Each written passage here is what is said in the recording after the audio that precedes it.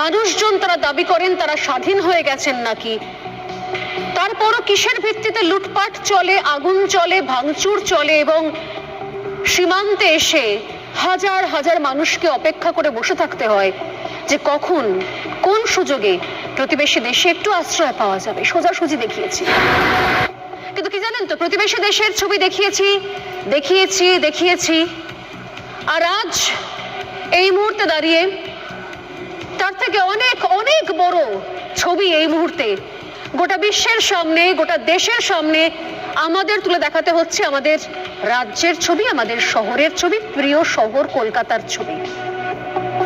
গতকাল বলেছিলাম আমাদের ছোট্ট বোনটা অভয়া, যাকে অকালে চলে যেতে হয়, চরম অসম্মান বুকে নিয়ে, যার ছিন্ন ভিন্ন দেহটা তার বাবা মার কাছে একটা অভিশাপের মতো হয়ে দাঁড়ায়।